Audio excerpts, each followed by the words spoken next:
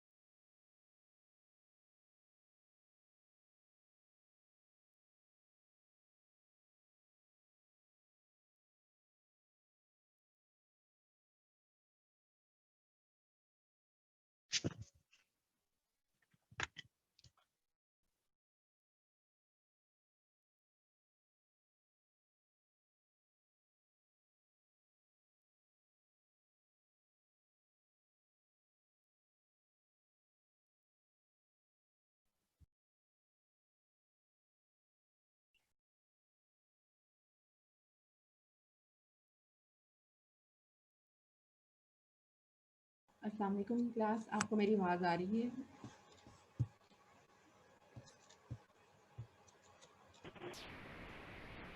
Yes ma'am आ रही है। Attendance लगा लेते हैं पहले। 502, present 503, Present. 504, present ma'am 505, Present, ma'am. 506, Present, ma'am. 507, Present, ma'am. 508, 509, 510, 511, 12,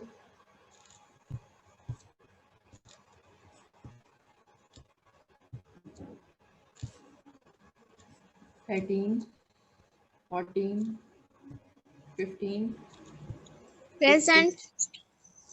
15 present. 16, 17, 18, Present. 19, Present, ma'am. 20, 19. 20, 21, Present, ma'am. 22, 23, Present. 24, 25, Present, ma'am. Present, ma'am. okay, 27, 25. ठीक है बेटा, 28, 29, 30, Yes, ma'am. 32, Ma'am, 30 present. Ma'am, 29 present. ठीक है, 33, Present, 34, ma'am. 35,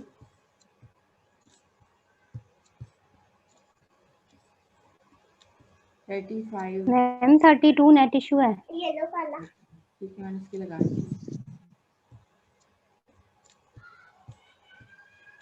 36, 37, Present, ma'am. 40, 41, 43, 44, 45, Present, ma'am. 45. 46, ma'am 43 present. ठीक है ma'am बेटा, 44 present. 9, 50, 51, Present, ma'am. 51 present. 52, Present. 53, ma'am 53 present, ma'am. Present. okay, 56, 57, 58, Present, ma'am. okay, 56. 62, 63, 64, 66 present. 65, 64 present.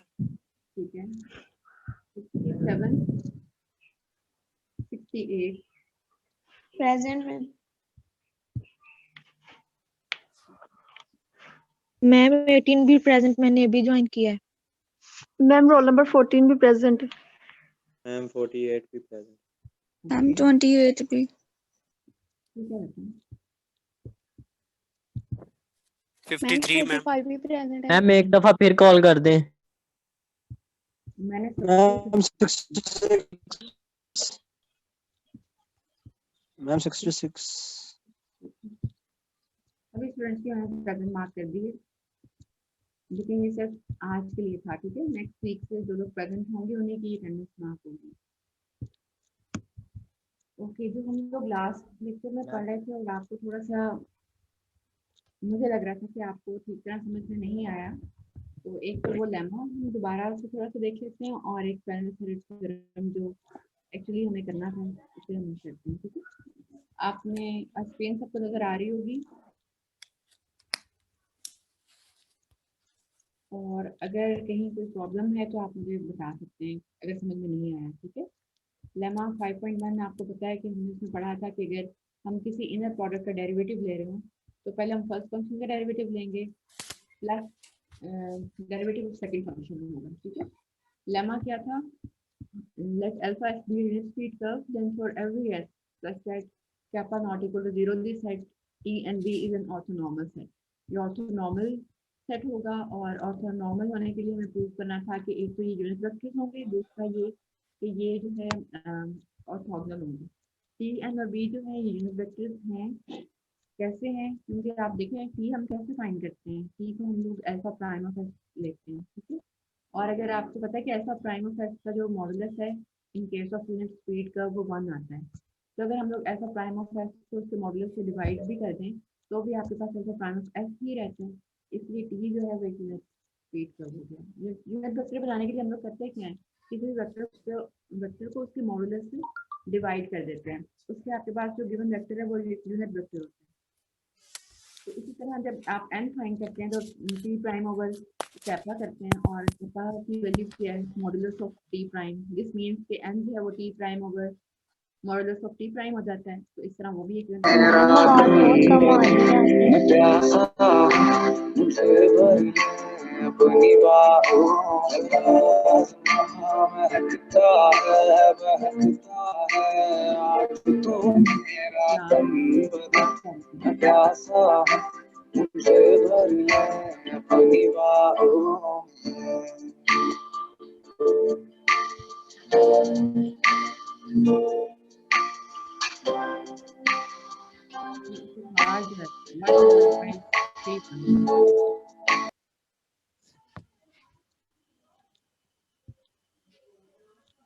जी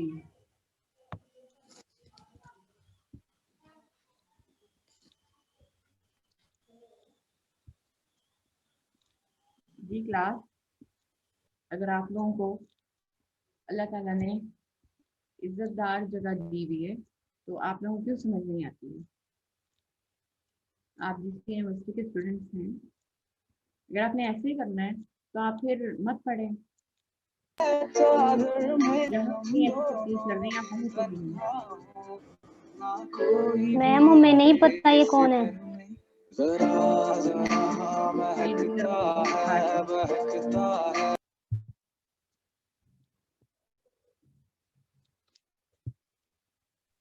ma'am हर teacher हमारी मतलब करते हैं insult के हमारे क्लास में से कोई अलग।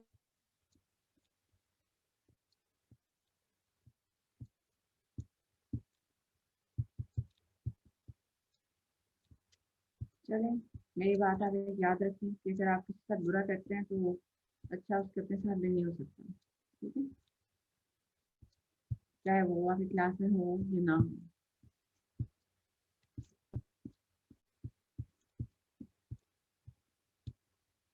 खैर अब हम लोग क्या करें कि हम इसे टी एन और बी मैं आपको बता रही थी कि ये यूनिट वेक्टर्स होंगे, ठीक है। तो अब होना ये चाहिए कैसे होंगे वो मैंने आपको एक्सप्लेन कर दिया है। अगर आपको समझ में नहीं आया तो आप दोबारा पूछ सकते हैं। और प्रूफ क्या है, T is unit vector, T एक यूनिट वेक्टर है और इसमें मैंने सबको म्यूट कर दिया हुआ है, ठीक है। और अगर आप कुछ पूछना चाहेंगे तो आप हैंड रेज कर सकते हैं। ओके, टी और टी हम स्टार्ट करते हैं प्रूफ। लास्ट टाइम हमने इसको यहाँ पे थोड़ा सा मुझे लग रहा था कि बेहतर एक्सप्लेनेशन होनी चाहिए, इसलिए मैंने इसको यहाँ दोबारा लिखा है। टी इज यूनिट वेक्टर, ये हमें पता है। अगर टी यूनिट वेक्टर है तो by affine and Euclidean geometry, जैसे कि हमने इसमें पढ़ा था कि इनर प्रोडक्ट स्पेस को यूज करते हुए हम लोग मॉडुलस कैसे फाइंड करते हैं कि हम लोग इनर प्रोडक्ट ले लेते हैं और that is equal to modulus of T square होना चाहिए बाय रूल। दैट इज अगर यूनिट वेक्टर है तो टी का टी के साथ इनर प्रोडक्ट आंसर 1 आना चाहिए। ये चीज़ हमने ये जो यहाँ पे लिखा हुआ है कि inner product of T with itself equals to 1, ये यहाँ से हमने लिया है। टी एक यूनिट वेक्टर है, इस सेंटेंस को हमने मैनिपुलेट किया in terms of inner product space. और अब हम क्या करेंगे, डेरिवेटिव लेंगे बोथ साइड्स पे। डिफरेंशिएट करने से क्या होगा, ये टी और दोनों साइड पे डेरिवेटिव लेना पड़ेगा। 1 का डेरिवेटिव एस के रिस्पेक्ट से ले रहे हैं, ठीक है, ये आप थोड़ी सी करेक्शन कर लें। एस के रिस्पेक्ट में हम इसका डेरिवेटिव ले रहे हैं तो 1 जो है कांस्टेंट है और किसी भी वेरिएबल की रिस्पेक्ट से हम इसका डेरिवेटिव लें, आंसर जो है वो 0 ही आएगा, ठीक है। और फिर लेफ्ट हैंड साइड पे जो टी आपके पास इनर प्रोडक्ट है इस पे हम लोग लेमा 5 जैसा कि अप्लाई करना चाहते हैं वो लगाएंगे।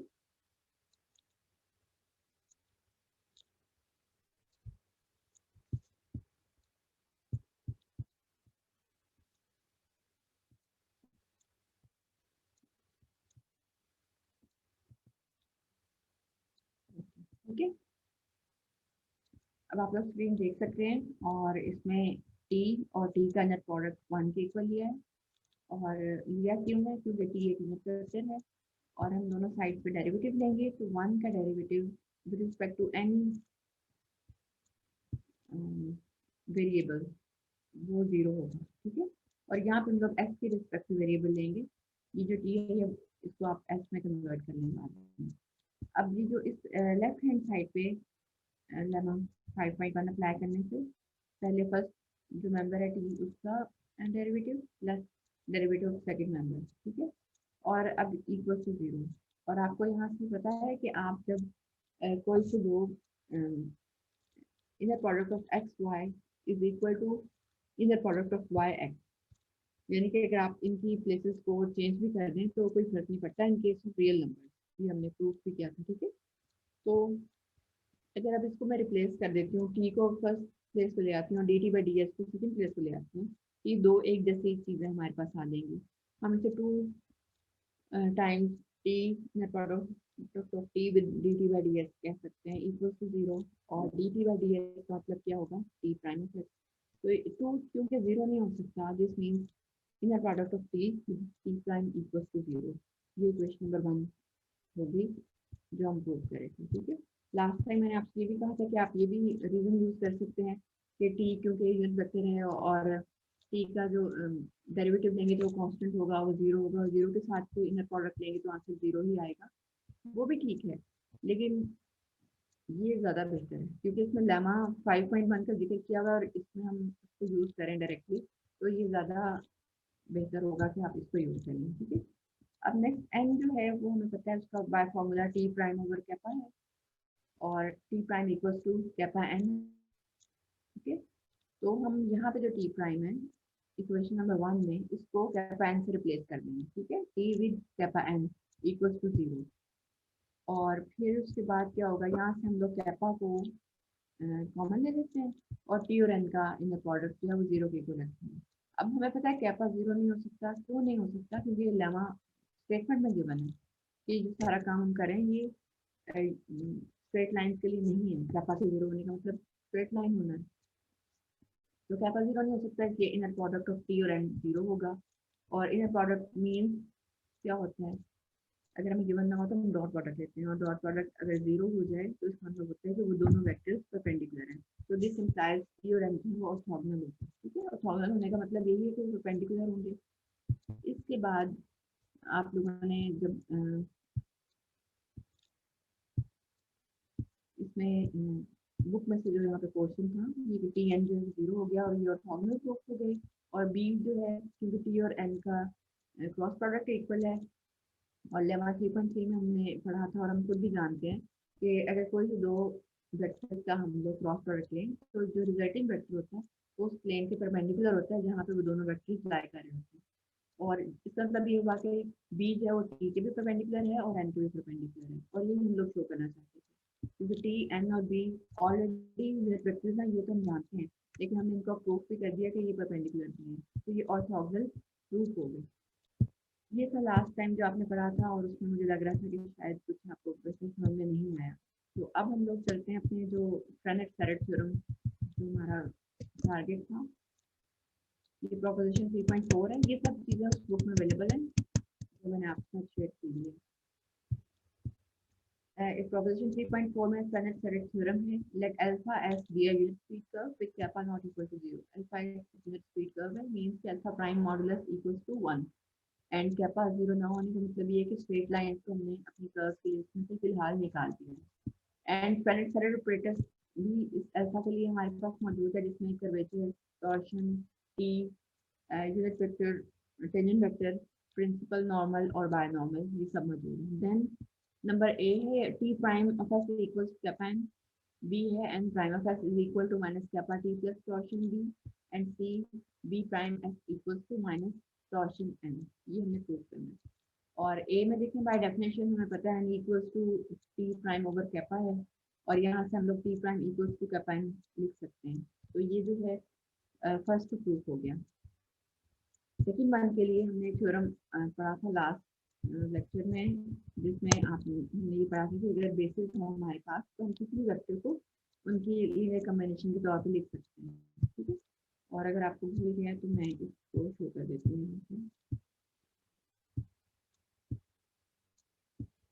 दिस वन कि ई आईज अगर बेसिस हैं तो वी के किसी भी वेक्टर को हम लोग in terms of linear combination involving inner product इस तरह से रिप्रेजेंट कर सकते हैं। इसी चीज़ को यूज़ करते हुए हम लोग एक जनरल फॉर्मूला बना लेते हैं, ठीक है। जनरल फॉर्मूला में क्या होगा कि हम बता देंगे कि हम वी वेक्टर को कैसे रिप्रेजेंट करेंगे। वी वेक्टर को अगर टी एन और बी ऑर्थोनॉर्मल सेट है देन बाय लेमा जो मैंने आपको शो किया है हम इसको v equal to inner product of t with b t plus inner product of v with n plus inner product of v with b and b, ये हम इसको अकॉर्डिंग टू लेमा इस तरह रिप्रेजेंट कर सकते हैं, ठीक है। अब हम लोग n प्राइम वो भी एक वेक्टर है इसे हम लोग लेते हैं और v को रिप्लेस कर देते हैं इस फॉर्मूला में। तो n prime equals to inner product of t with n prime t and plus inner product of n prime with n plus the inner product of n prime with b and b। ये equation number 1 हमारे पास आ गई, ठीक है। अब हमने क्या करना है, हमें n प्राइम की वैल्यू चाहिए और इसके लिए ये जो हमारे पास c n और b के जो कोएफिशिएंट्स हैं जो in terms of inner product हैं इसे हमें कंप्यूट करना है, ठीक है। कि इनकी वैल्यूज क्या है। सबसे पहले हम लोग पहला लेते हैं t और n प्राइम को कैलकुलेट करना चाहेंगे। अब हमें पता है कि ये टी और एन ऑर्थोगोनल है ना, इसलिए इनका इनर प्रोडक्ट 0 आना चाहिए, अभी हमने प्रूफ भी किया, ठीक है। और बाय यूजिंग दैट लेमा हम दोनों साइड से इसके डेरिवेटिव लेते हैं और लेमा 5.1 अप्लाई करने से ये T prime N plus N prime T ऐसे लिख सकते हैं इक्वल टू 0, 0 का डेरिवेटिव 0 होगा। अब हमें पता है कि टी प्राइम इक्वल टू क्या प्राइम, इसी थ्योरम का पहला पार्ट हमने प्रूफ किया है, इसको यूज कर लिया और एन इस तरह n prime t equal to 0। इसके बाद हम जानते हैं कि इनर प्रोडक्ट में अगर कोई कांस्टेंट किसी वेक्टर के साथ मल्टीप्लाई होता है तो हम उसको बाहर निकाल देते हैं और वेक्टर्स का इनर प्रोडक्ट लेते हैं। तो यही काम यहाँ पे किया है और बाकी इक्वेशन एज इट इज। और n क्योंकि एक यूनिट वेक्टर है तो दिस मीन्स कि उसके अपने साथ इनर प्रोडक्ट आंसर 1 होगा। तो दिस मीन्स यहाँ पे kappa plus n prime t equal to 0 हो गया और हम इंटरेस्टेड थे value of n prime t में जो कि माइनस कैपा की इक्वल आ गई, इसे हमने a का नाम दे दिया। नेक्स्ट हमारा काम था कि हम n और n प्राइम फाइंड करना था, ठीक है। और यहाँ पे n क्योंकि यूनिट वेक्टर है तो n और n का इनर प्रोडक्ट 1 होगा, ठीक है। और यहाँ पे लेमा 5.1 अप्लाई किया, पहले n prime and n plus n into n prime equal to 1 का डेरिवेटिव 0 डिफरेंशिएट करने से मिल गया। अब हमें पता है कि n prime equal to n prime n, क्यों, इसलिए कि इनर प्रोडक्ट की प्रॉपर्टी एग्जाम्स थी उसमें हमने कहा था कि inner product of X Y equal to inner product of Y X in case of real number, ठीक है। तो ये हमने इसको रिप्लेस अगर हम लोग कर देंगे तो ये 2n प्राइम हो जाएगा और इक्वल टू 0 होगा और 2 क्योंकि 0 नहीं हो सकता इसलिए inner product of n with n prime equal to 0 हमने इसको भी कह दिया। और थर्ड वन हमें b और n रिक्वायर्ड था, क्या इसकी रिक्वायरमेंट मैं आपको दिखा देती हूँ। जो इक्वेशन में हमें कुछ करना था ये b और n प्राइम रिक्वायर्ड था, ठीक है। इसके लिए हम लोग inner product of b and n लेंगे। क्यों लेंगे, क्योंकि हमें पता है कि इनर b और n ऑर्थोगोनल है और उनका इनर प्रोडक्ट 0 होगा, इसलिए हम इसको ले रहे हैं। उसके बाद हम इसके ऊपर डिफरेंशिएट करेंगे बोथ साइड को बाय यूजिंग दैट लेमा 5.1 और फिर b प्राइम n हमें पता है बाय फार्मूला टॉर्शन के इक्वल होगा, ठीक है। और यहाँ से bn prime equals to 0 and this implies that bn prime inner product equals to minus 12। ये हमारा लास्ट प्रूफ हो गया। अब a b और c की वैल्यूज जब हम लोग इक्वेशन नंबर 1 में रखेंगे जो कि ये हमारे पास है तो यहाँ से आपके पास n की वैल्यू जो है वो इक्वल होगी n prime equals to minus kappa t plus torsion b।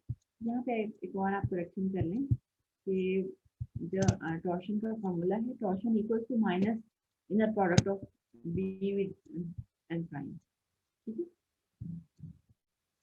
तो ये माइनस यहाँ पर आएगा और इससे बी एन प्राइम जो है वो आंसर प्लस टॉर्शन देगा, ठीक है। ये बी प्राइम एन का आंसर -100 होना चाहिए क्योंकि by formula tau is equal to minus sign into inner product of B prime with N.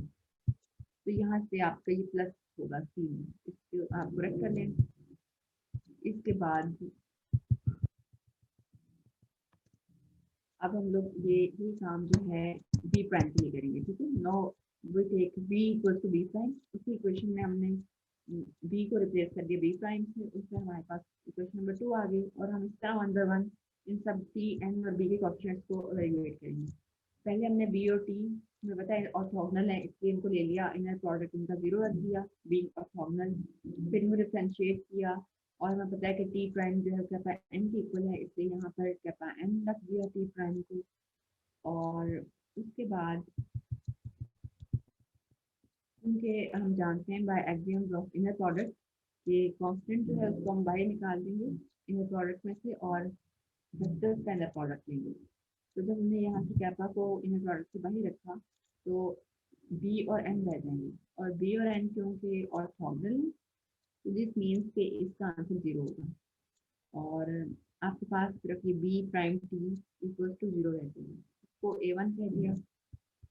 इसके बाद बाय डेफिनेशन ऑफ टॉ हमें पता है कि बी प्राइम और एन जो है वो माइनस टॉ के इक्वल है। ये हम क्यों कह रहे हैं, क्योंकि हमें यहाँ पे इस बी प्राइम और एन को वैल्यूएट करना था, inner product of B prime with N को वैल्यूएट करना था।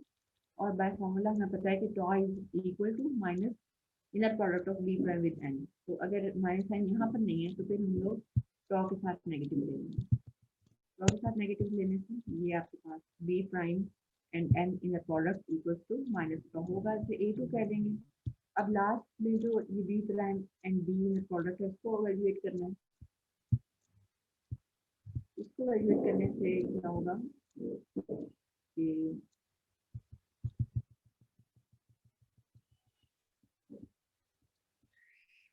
यहाँ पर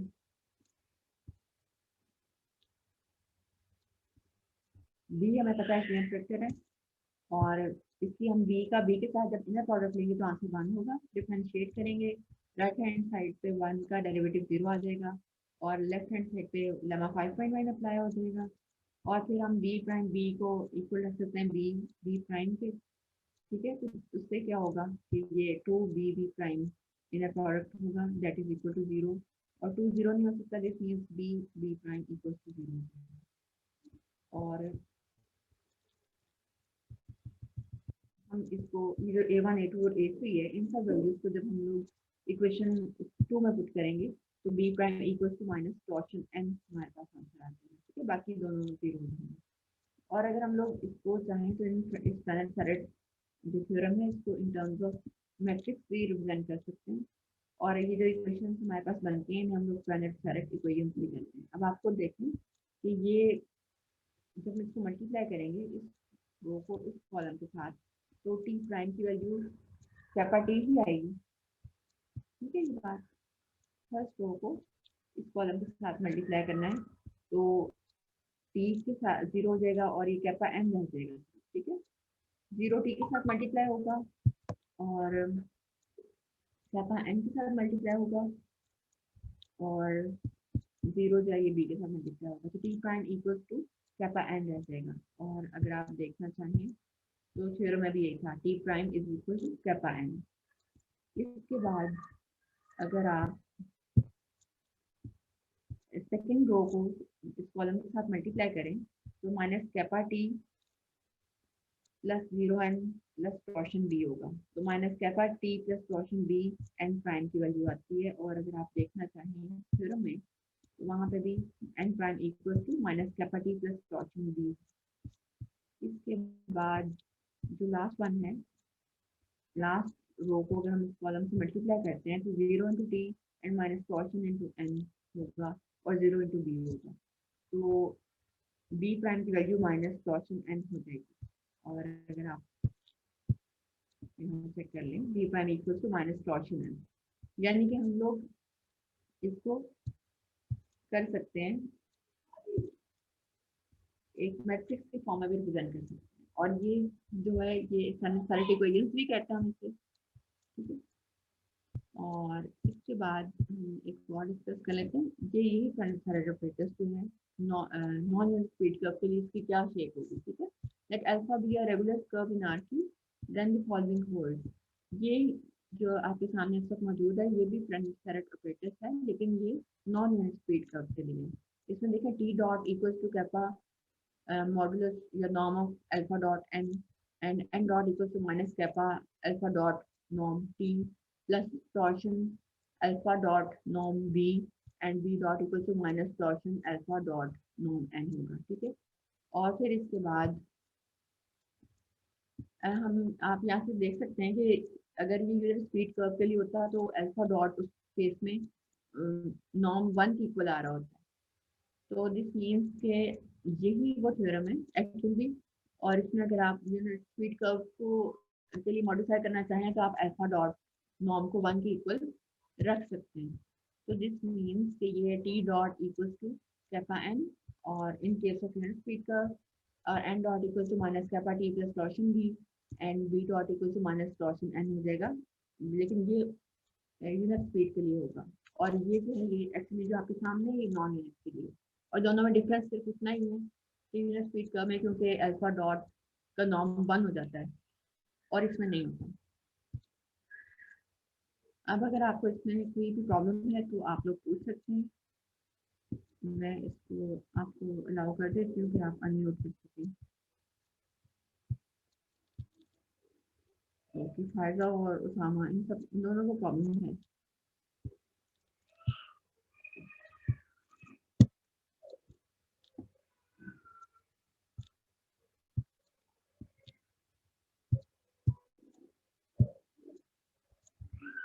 चलो जी, जिसमें आप में से जो भी स्टूडेंट पूछना चाहता है मैंने अलाउ कर दिया कि आप अनम्यूट कर सकते हैं, ठीक है। अगर आपको जो भी कोई प्रॉब्लम है आप इसमें से पूछ सकते हैं।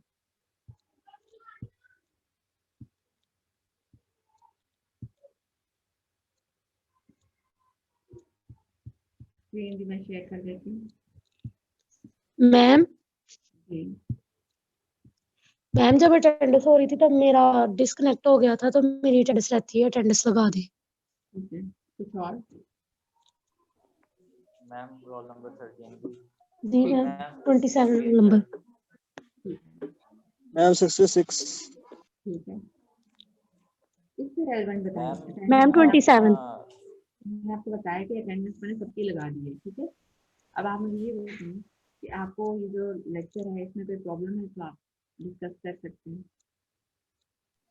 मैम पिछले लेक्चर में ना आपने सेंड किए थे question non unit speed curve के आवाज नहीं आ रही। थीटा वाले।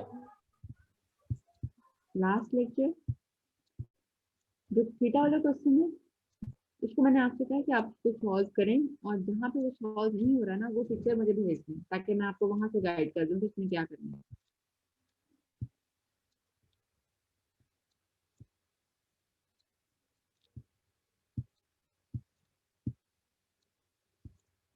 ठीक है, फिर आज के लिए इतना काफी है। मैम मैं कह रहा था कि ना आपने पिछले जो लेक्चर सेंड किया था उसमें आपने ऊपर लिखा था स्पेस कर्व, तो मैम वो सारे क्वेश्चन तो नॉन यूनिट स्पीड कर्व के थे। तो नॉन यूनिट स्पीड कर्व को स्पेस कर्व कहते हैं। बेटा स्पेस कर्व का मतलब ये होता है कि वो 3 डायमेंशन में है, स्पेस में मौजूद है। अगर तो वो 3 उसके डायमेंशन में ना साथ होता तो मैं उसको प्लेन कर्व लिखती, जो कि एक सर्कल भी हो सकता है। जी मैम, तो मैम उनके साथ जो उनके आंसर आते हैं जैसे कि उनमें टेंजेंट वेक्टर हम निकालते हैं, तो उनके साथ फिर हम वो आई जे कैप लाजमी लगाएंगे स्पेस कर्व में। हाँ, आप आई जे के लगा लें या फिर आप उसको जैसे अभी आपको स्क्रीन पर नजर आ रहा है बीटा लिखा हुआ है ना कॉमर्स के साथ, इस तरह भी रिप्रेजेंट कर सकते हैं। जी मैम, जी मैम। ठीक है, टी को भी आप ऐसे लिख सकते हैं। मैम वो ना चौथा क्वेश्चन तो हो गया था, तीसरा जो है ना वो हमसे नहीं हो रहा, हाफ एंगल फार्मूला वो नहीं लग रहा, लेंथी हो जाता है, वो समझ ही नहीं लग रही। ठीक है, जहाँ पे वो प्रॉब्लम क्रिएट कर रहा है ना उस पिक्चर वहां से आप उसकी पिक्चर लेके ग्रुप में शेयर कर दें। जी मैम, ओके। आपने एक्चुअली आंसर लिखे थे ना, तो आपने आईजेके के फॉर्म में लिखे थे, इसलिए मैं कन्फ्यूजन थी कि हमने उस फॉर्म में लिखना है कि मतलब ऐसे भी लिख सकते हैं। ये देखिए ये क्वेश्चन है, यहाँ पे आप टी देख सकते हैं, टी कोऑर्डिनेट्स की फॉर्म में गिवन है, ठीक है, ये भी ठीक है। अगर आप आई जे के यूज करें तब भी ठीक है, अगर आप E1 E2 E3 यूज करें तब भी ठीक है।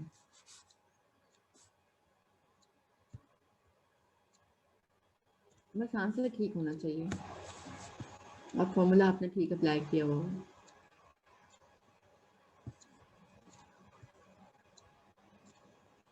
अब ये हमारा जो फ्रेंडली थ्रेड ऑपरेटर्स और ये जो टी एन बी इससे रेलिवेंट जितना भी काम है वो इस वीक में हमारा खत्म हो गया, ठीक है। नेक्स्ट वीक में हम लोग हेलिक्स पे काम करेंगे और ये ऑस्किलेटिंग प्लेन और नॉर्मल प्लेन जो डेफिनेशन हमने पढ़ी थी उनकी हम इक्वेशंस फाइंड आउट करेंगे। तो इस वीकेंड पे आप इसको देख लें, इनमें जो भी कोई इश्यूज हैं, स्पेशली वो क्वेश्चन आप मुझे ज़रूर सेंड करें जहाँ से आपसे वो सॉल्व नहीं हो रहा, ताकि नेक्स्ट वीक हम लोग फिर इसको डिस्कस ना करें और आगे अपना नेक्स्ट जो है कोर्स कंप्लीट करें।